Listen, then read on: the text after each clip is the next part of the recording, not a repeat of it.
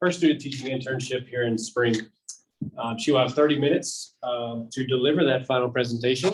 We'll keep time and 10 minutes for questions and answers. Jess is monitoring our Zoom as well as our Facebook Live. So if you have questions in either of those audiences, please put those in the chat and she will monitor those and relay that back to us when you have them. Ms. Holtry, they're all yours. Thank you. So I just want to start by thanking all of you for coming. Some of you have come from near and far, and I just want you to know that your support means the world to me, so thank you. So some of you just came in. If you wouldn't mind scanning the QR code on the slide, this is a link to all of my projects that go into this final presentation, my philosophy, an example of unit and lesson plan.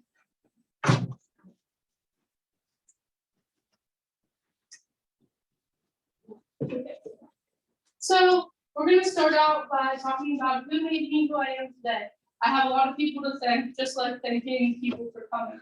So as you can see up at the top here, I grew up working and helping on my grandparents' farm. I'm feeding lambs here with my cousin Zoe, and here I'm helping to drive the 4-day tractor with my pack.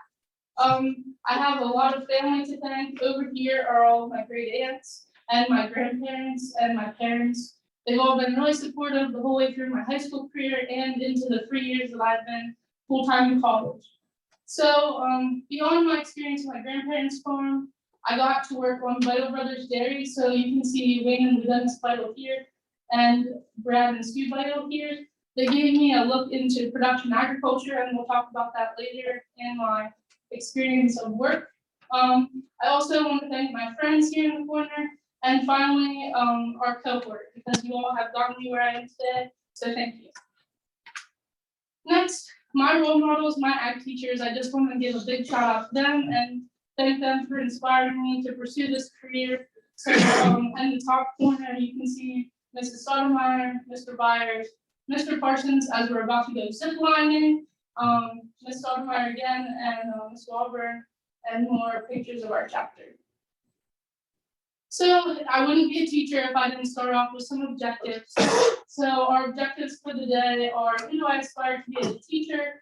What experiential education opportunities am I engaged in to become a better agricultural educator? And how am I prepared to maximize my student teaching internship opportunities? So we're going to start with the first question about who I aspire to be as a teacher. So if you go into that folder that you scanned in the QR code, you can see my teaching philosophy. I made this last fall when I first came up to Penn State in AE 100, and it's really developed since then. I've learned a lot more to be able to add in who I want to be as a teacher, because back then I wasn't really sure what it meant to be different from other agricultural educators. So in my philosophy statement, you can read why agriculture, why I think agriculture is a subject for me, why I want to focus on experiential learning and giving kids hands-on opportunities like the student here milking the cow, and how career and leadership development really will fold into my program, because I think one of the main things that I really want to focus on is that we're not just giving students random content, we're preparing them for the careers that they're going to be going as we go forward. Finally, I'll talk about my philosophy statement talks about community involvement. I think having the local agriculturalists come in and share their wide knowledge with my students is really important, as well as us supporting them and anything that they might need in the community. So to be able to handle everything that we've got going on in that philosophy, we need to have a classroom management plan. As you can see behind me, we have posters that'll be hanging up in my classroom. I want my students in the procedures to come to class prepared. I'm really lucky that at Shippensburg, every student has a Chromebook, so it's a one-to-one school district, and so they'll be a little bit easier for them to come prepared to class. That will house all of their notes, and they'll have access to the Google Classroom. I want them to come to class and promptly finish their bell work. In order to maximize our time together, I want to complete work from bell to bell. They'll participate in daily activities. I want them to make the most of their learning environment, and the only way for them to accomplish that is to participate in every single activity that we have planned for the day. After this, I want them to take every opportunity to show what they know. So this could look anywhere from a 5 check-in, an exit ticket, or answering questions in the Nearpod, just giving me an idea of where the students are in relation to the content. Finally, I want the students to help me clean up for the day. Being a block schedule where we're able to incorporate a lot of labs, it's going to be key that I'm not doing all of the setup and cleanup myself so that I can keep the flow of the class day. Next, I have some expectations. You can take the time, they're in the handout folder, so I'll just go over the gist of it. I want students to be prompt, be prepared, be positive, productive, and polite in order to have a successful experience in my classroom. We don't really want to have to deal with behavior issues, but when we have to, I was able to take a look at Shippensburg Student Handbook and come up with behavior management.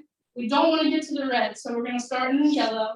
And we'll start with a verbal warning from me to the student. And then if that doesn't fix the situation, we'll have a discussion outside of class with an individual. If that's still not working, I'll call them to the parent or guardian to see if there's something going on that I need to know about. And finally, they'll hear me from the classroom and meet with admin. So here in a couple months, it'll be the real deal, and I'll officially be Miss Holtry outside of Penn State's four walls. So this would be what my ideal program would look like. I would love to teach in a multi-teacher program, but these are some courses that I would be really interested in teaching. I want students to start with the intro to ag class.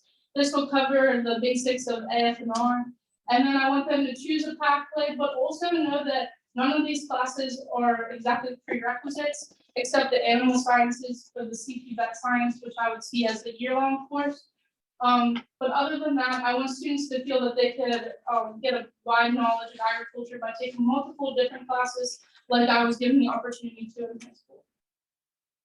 So leading up to this, I've got my ideal classes laid out. Now let's see what I want my facility to look like. So this is definitely a dream of mine. I'm really interested in cows, as many of you know. So obviously this looks like a cow barn. I would love, as you can see up in the corner, to have calves in the classroom. While I was looking for a student teaching placement, I actually got to see a calf in the classroom, and I thought this gave students so many opportunities to learn hands-on how to care for an animal. So this is my animal science lab. Not only would it enhance the animal science classes that I would love to offer, but it'll enhance all labs that I'm giving in the ag program because of the great setup of the lab tables as well as the classroom space in the facility. So next, I have my lab project. I would incorporate this into the ag mechanics class that I referenced before. This is my $15 project for documenting. It is a Gambrel deer hanger. I would really love to incorporate this into the class, especially ag mechanics, because it can kind of put together all the skills that they're learning up until this point. They're bending metal, they're measuring metal, they're painting, they're welding, they're grinding. It's kind of a way to put all the units together so far in that class. And it's relatively easy to make, and you can follow the instructions on the integration plan that I included in my handout folder. So next, my ideal program will include SAE. SAE is a key part of an ag program, as you can see in the 3-circle model. It really teaches students financial literacy through their record keeping, and I want every student in my ideal program to start with a foundational SAE where they're able to build that knowledge of agriculture, and they're able to build like a plan for their career in the future before they start their immersion SAE going forward to win awards throughout the day. To be able to give them the incentive to continue with this, I want to grade the record books in my intro to ag class and also incorporate regular SAE visits. So next is FFA integration. I think that the student-led organization is another key part of all ag ed programs. This is a chance for the students to, again, apply the content knowledge that I'm teaching in the classroom. So I want to encourage students to compete and apply what they've learned, as well as attend meetings, because they're learning things that they might apply way outside of agriculture, even with the parliamentary procedure that we're using in the meetings. I also want to integrate some of the career development events in class, not necessarily teach to the test of the career and development event, but make sure that the content that's going to be tested on in the event is covered in the class. Finally, this really gives me a chance to be a coach and a mentor to these students outside of the classroom, which I know that opportunity that I was given in high school really helped to change my life and decide what career path to choose. So I want to give that opportunity to students and give them a good mentor. So for program recruitment, we learned in AE 311 that it's key for your recruitment to be intentional. You want to know the students that you're seeking out. So a creative way that we explored this semester was creating a recruitment video for our program, and I'm going to show a little bit of that now.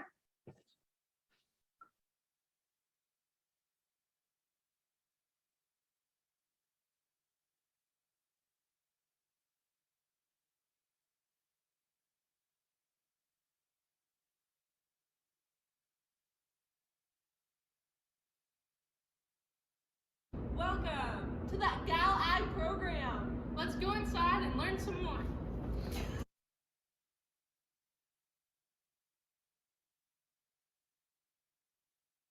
It gets me doing physical work. Agriculture. Agriculture. Agriculture. Agriculture. Join the Gal Ag program today.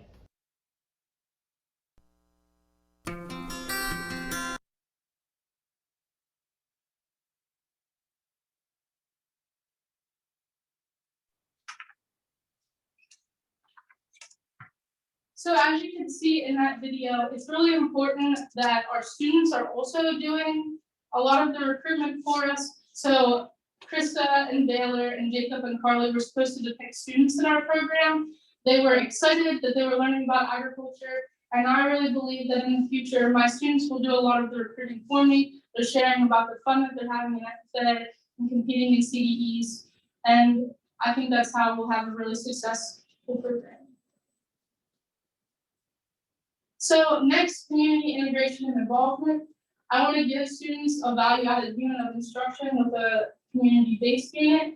Specifically, in my student teaching placement, I'm able to do this through an international agriculture unit that I was able to plan in my AE 415 class. I want to use grants such as the one incorporated into the GLAD conference and get resource people to come and talk to my students, because I've learned a lot through my internship and other experiences, international agriculture classes, about the sustainable development goals, but there are plenty of people that know a lot more than me. So I'd love for them to come and share their wide amount of knowledge with the students. I'd also love for the students to choose a sustainable development goal, which is part of their final project. And we're going to complete a service project about that. You can see the sustainable development goals here, so they'll be choosing one of the. So we wrapped up the first question about who I aspire to be as a teacher, and next we're going to move on to the second question, which is what experiential education opportunities have I engaged in personally to become a better agricultural educator? So some key courses that I've taken here at Penn State that have really helped me to develop my content knowledge and teaching ability are listed up here. First and foremost, Animal Science 201. This has been by far one of my favorite classes and hardest classes that I've taken here at Penn State, as I took over 283 pages of notes in one semester. So it was kind of a lot. But I thought that I knew animal agriculture, and then Dale taught me some more. So thanks to him for that big stretch. Next, I want to highlight my SciEd 140 class. I was able to spend a week with fifth graders in the woods out at Shaders Creek, teaching them in outdoor school. It was an amazing experience where I got the chance to have an experience with diverse learners from all over the state. And they were able to be inspired by the outdoors and learn new things. And it was a great experience overall. Then AE 412. I don't know if I really knew what teaching methods meant before this semester, so I'm really glad to have that under my belt and see that there are more ways to teach than just standing up here and lecturing. So I'm sure you'll all be excited to get out of here after I talk for 30 minutes. Next, I'd love to highlight AE 349 and 350 with Dr. Ewing. I had some ag mechanics experience. I really enjoyed my ag mechanics classes in high school, but I only knew enough to be dangerous, definitely not enough to teach students. So I'm really excited that I've gotten that opportunity and that experience to be able to apply to student teaching. Next, AE 413 with Dr. Ewing. I really just wanted to highlight this so that I could say that I was taught to plan ahead. I really enjoy using my calendar, clutching it to in my purse all the time. And I love planning down to the hour. So if you catch me during student teaching, I'm sure I'll have it along. So I think it's also important to highlight that we talked about 339. I didn't come from a career program in high school. I didn't know anything about chapter 339, even after being so inspired by my teachers. So I hope to use that going forward in my first job. Finally, I'd love to highlight a key assignment that I've had. I was able to micro-teach at Milton High School with Mr. Bittner, and that was a great experience where I learned a lot about pacing in the classroom and learned that I really can teach food science. Next are certifications that I was able to get this semester to be able to be a better ag teacher. First, I have the certification to teach students the National Safe Tractor and Machine Operating. So at the end of my ideal ag mechanics class, students would also get certified and get their card. They'll have to do a driving course as well as pass an exam after we've gone over the modules together. I'm also a Google Educator 1 certified. It took a little bit of effort, but we got there. I hope that I'm really great at using Google Classroom going forward in student teaching. And a big thanks to everyone that was able to give suggestions and help through that process. Finally, I am American Heart Association CPR AED certified, and I hope to never have to use that in the classroom, but I'm glad that I'm prepared. So next, some curriculum and PD that prepared me for student teaching. One thing that I really want to highlight is the chance that we had to participate in the Agri-Science Inquiry-Based Institute. You can see me and Mrs. Stoudemire, my ag teacher, working together here as we completed one of the inquiry-based lessons. I am someone who really likes to know that I'm getting the right answer. So using inquiry in the classroom is really going to stretch me, but I hope that helps to apply some critical thinking skills for my students and give them that chance to learn. Also, I would still like to highlight micro teaching with Mr. Bittner. You can see me here. I'm teaching students how to use a foldable that we actually learned about through a book that we received through the Ag Squared, the Inquiry-Based Institute. And so that was really fun to see students get excited. I know with a lot of school districts going one-to-one, they don't actually get a lot of chance to do anything like creative and on paper. So I was happy to incorporate that in my 3-day lesson. I also got the chance to go to NAA and PAAE, where we were able to go through a lot of professional development sessions as well as networking with other ag teachers, and it was great to have connections now all across the state and all across the country. So next, I'd love to highlight some internships and work that got me here. My first job when I turned 11 was working for Elliot's Christmas Tree Farm. You can see one of the little cute gnomes that they're selling this year. I put down here in the corner. This was a new experience for me. I didn't know that Christmas trees and shrubs was included in agriculture. I thought agriculture was cows and plowing the field. So this was a great experience for me. It taught me a lot more about the forestry side of agriculture beyond what I had learned from my dad being a logger. Next, I worked at Vital Brothers Dairy. I'm really excited that Wayne and the dentist came today to support me. So make sure you smile and wave at them. I didn't have any experience with production agriculture, which I said before. I had only been exposed to steers being raised at my grandparents' farm, and I had no idea what all went into managing 160 cow herd. So I'm really thankful that I can incorporate that into an animal science class someday. Last year, I got the chance to work with ESS, Educational Staffing Solutions, to sub in the classroom. I didn't know what being a substitute teacher was like, and now I have a much more fondness for making those substitute lesson plans, because it's going to be more than just a list of things that I want students to do. I want to really prepare the substitute teacher in my future classroom. And this also gave me a chance to see that I really do want to teach high school agriculture. I was able to substitute everywhere from kindergarten to 12th grade, and I really think I found my home with those high school kids, and I hope to give those opportunities to them. Finally, one of my most shadowing internships that really helped to form my ideas on teaching was the Global Teach Ag Network. I was able to help facilitate some professional development for educators all over the world. And I'm going to go into it a little bit more on the next slide, but I really didn't know anything about global agriculture before starting this internship. And I'm really thankful for all the opportunities that this internship has given me in the last year. So while I'm in the classroom, I'm going to need to meet the needs of diverse learners.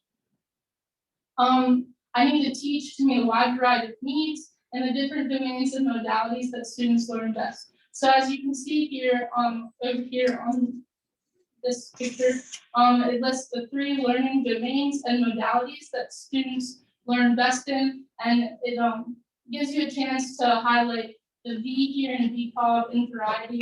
So we can teach to meet cognitive, affective, or psychomotor domains, or visual, auditory, or kinesthetic modalities. We also need to provide accommodations whenever they're needed. I know specifically in my micro-teaching experience, students needed guided notes, and that was something that I wasn't necessarily prepared for in the beginning, but I was able to learn what accommodations different students might need for their IEPs and such. So finally, I want to highlight that I learned VCOG this year and how I'm going to use that to meet the needs of diverse learners. So not every student learns the same way, and to be able to meet their needs, I need to be the most effective teacher I can be. So by doing this, having business-like behavior, enthusiasm, clarity, giving them an opportunity to learn, and having variety in my instruction, I will hopefully be an effective teacher for them. So now I'm going to discuss how I became more globally confident in the last 3 years. So my internship with the Global Teach Ag Network, which you can see down here in the corner, we're packing boxes, and interning for the Global Guides at World Food Prize, as well as professional development that we've been able to go through at PWA, NAA, and my international agriculture classes. I've really learned what global agriculture is and everything it brings to the table. I wasn't sure about any agriculture besides local before coming to Penn State, so I'm really excited that I'm actually going to be able to highlight global agriculture as I go into my student teaching internship. So we've reached the time for our last question. How am I prepared to maximize my student teaching internship opportunity? So who, what, where? I'm going to Shippensburg, and I'm really excited. My cooperating teacher going forward in the spring is Mrs. Kelly Beer. I'm really thankful for all of her leadership, and I can't wait to find success in her classroom. Just a little bit more about Shippensburg. They're now a 2-teacher program. Pretty recently, they hired Miss Bolts. They have 44 active members, and 25% of their active members have SAEs, and they have a total of 10 officers. You can also see their facilities in this slide. This is the brand new greenhouse. It's set up really awesomely, industry standard, and they did a lot of work to be able to get to that point. So I'm pretty proud to be able to utilize that during student teaching. Here's their shop. Their shop is kind of all together. They have ag mechanics. You can see the endings laid out here, but they also have woodworking in the shop as well as the ability to weld in another shop. Then you can see the classroom that I'll do most of my teaching in. One of my classes will actually be another classroom, but I just wanted to highlight how cool their layout is of their classroom. I think this will help me find success. They have these cool little pod desks as well as a smart TV for teaching. So to dive a little bit more into Shippensburg, they have lots of strengths. Like I said before, their facilities are amazing. I'm excited to get to use them. They have a lot of community and admin support. I've been really impressed that almost every time I've been in the school, the principal has smiled, known my name, known that I was coming, and that's really exciting to know that I have them backing me as I start my internship. They have a lot of great FFA involvement. I think as they expand having 2 teachers now. This will get even better because they're able to offer more classes and have students, have more students be enrolled in that. One great thing that I want to highlight about Shippensburg is that in the summer they have an officer training for a week, and they have the officers set goals for themselves and for the chapter. And it's been great to watch them already meeting these goals, as I've met with them a few times already this year.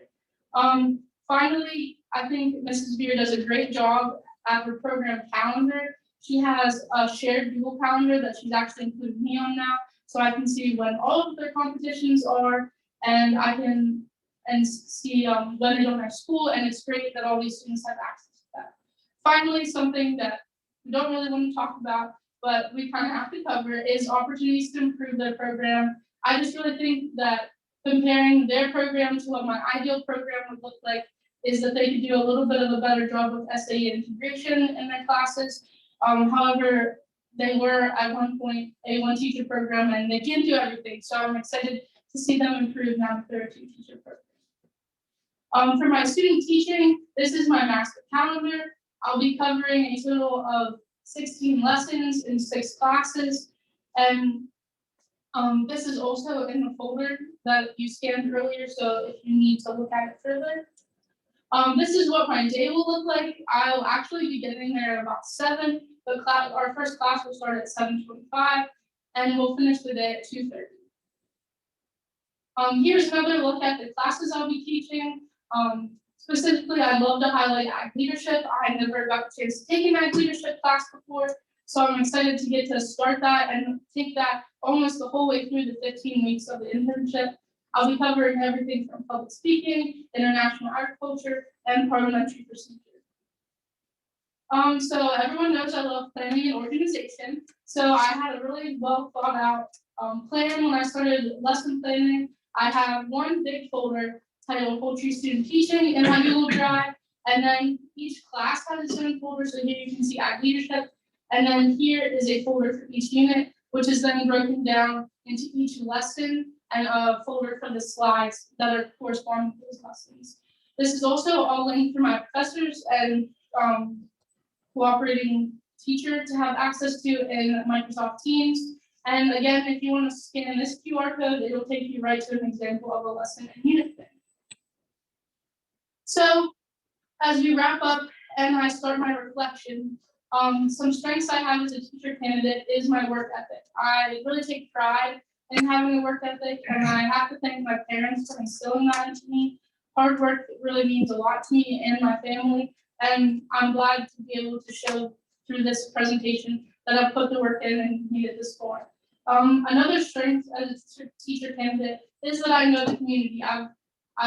I know the community close to Shippensburg, and in the future, in my ideal program, I think it'll be important for me to know the community.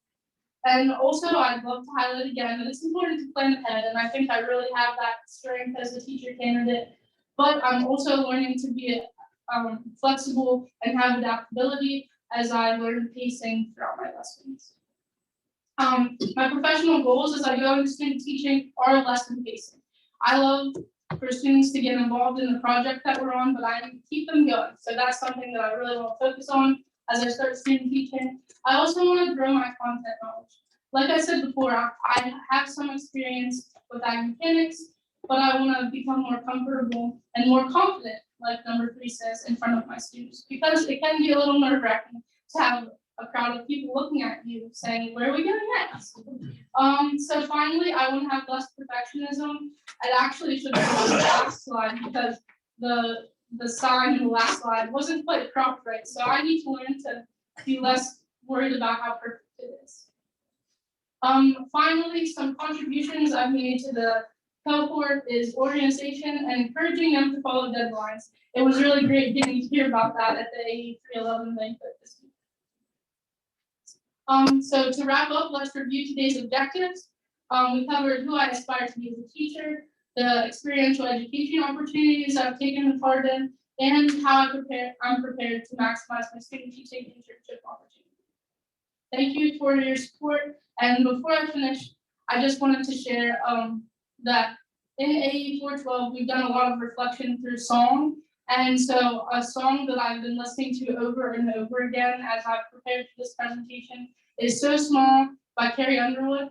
And I just want to say that even for anyone that's going tomorrow or getting ready to do this in the future, the mountains that we've been climbing can be just a grain of sand. Thank you.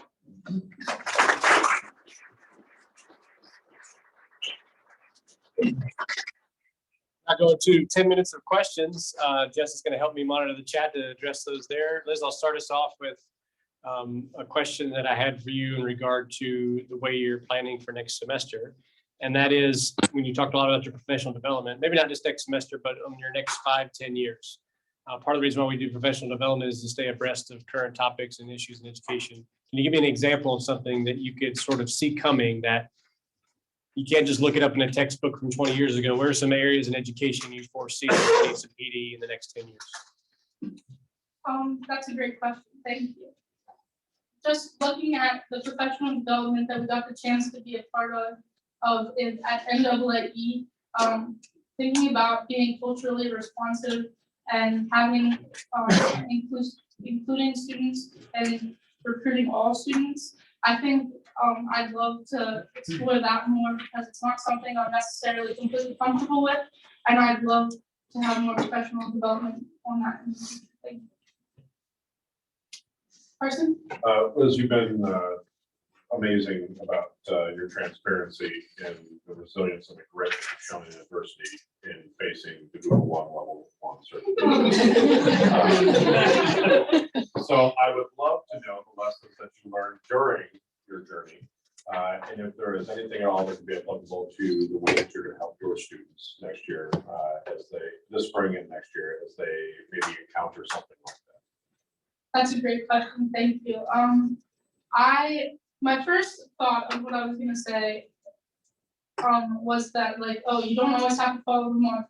But I better not say that to my students. I want them to experience all of the content because I want my tests to be more transparent for applying content. I don't want there to be random things on my test that we're going to talk about. So that's one way I think it could be applicable, but also asking for help.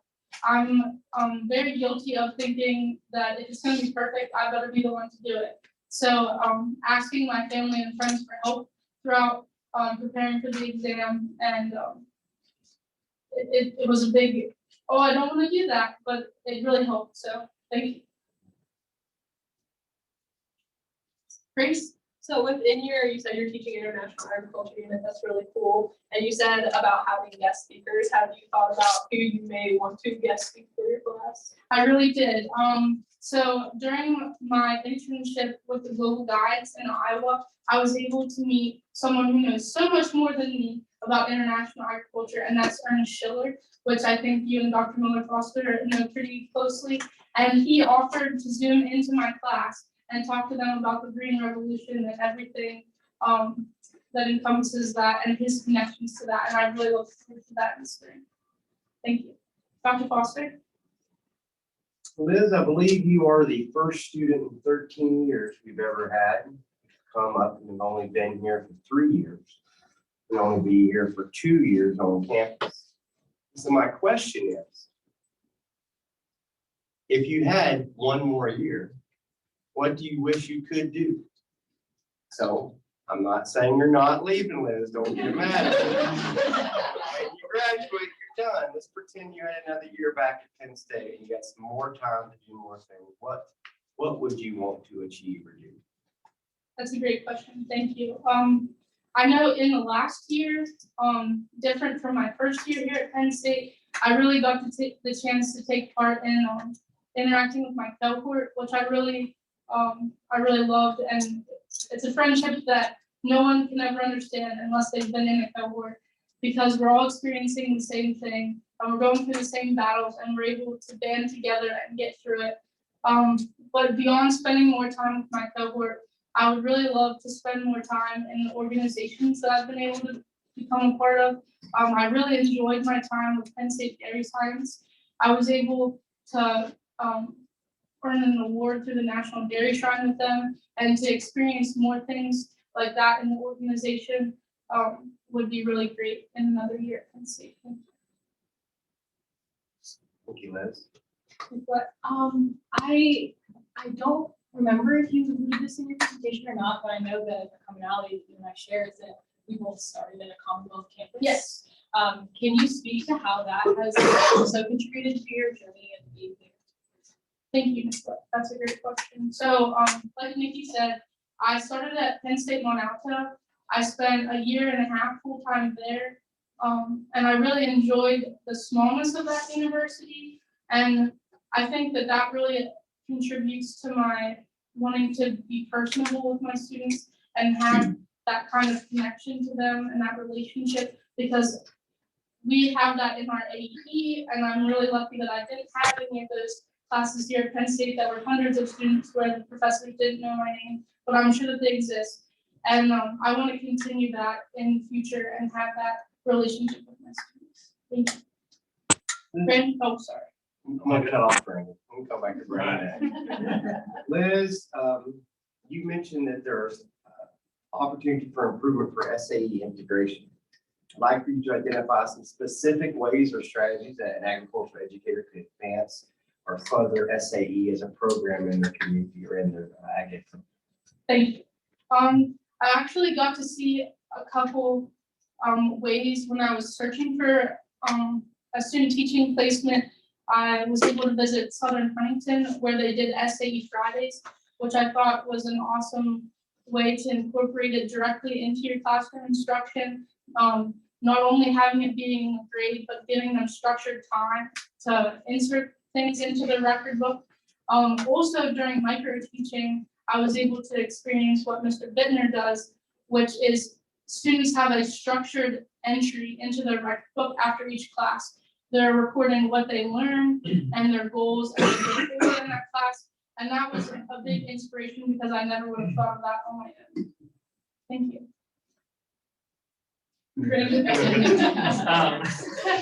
So my question is, and I think you touched on tractors at least briefly in the beginning of the presentation, but I had the opportunity to listen to you do a presentation at Farm Show a few years ago about a tractor restoration. And I think that's a really fascinating project. And I would love to hear, is that something that you would plan to do with your own students one day, and how would you lead them through that process? Thank you, Brandon. That was something I was really passionate about in high school.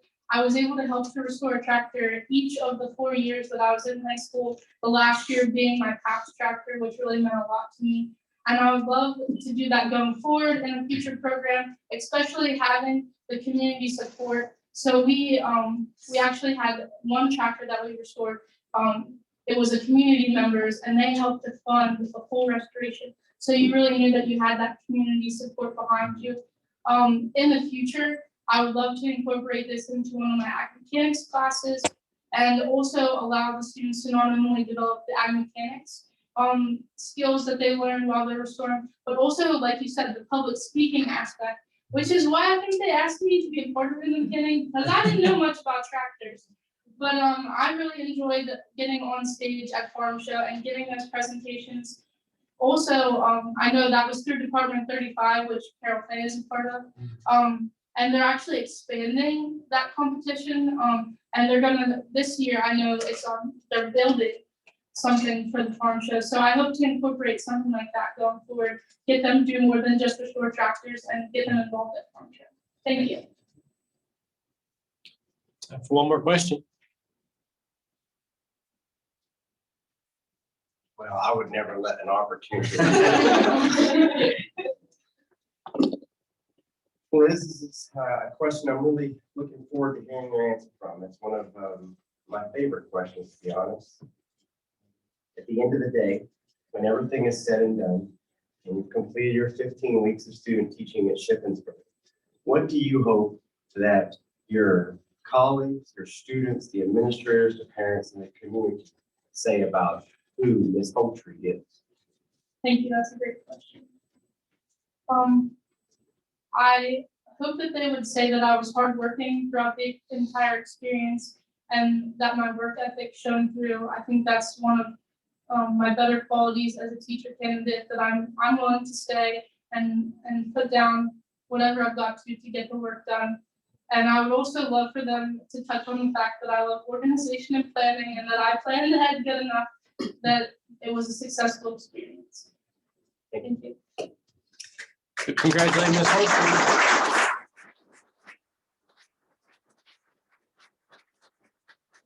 It's our time. We're gonna have a closed door session now with the faculty. We can actually retire at 2:14. There's gonna be a little buzz in a second. There will be a buzz that I cannot undo because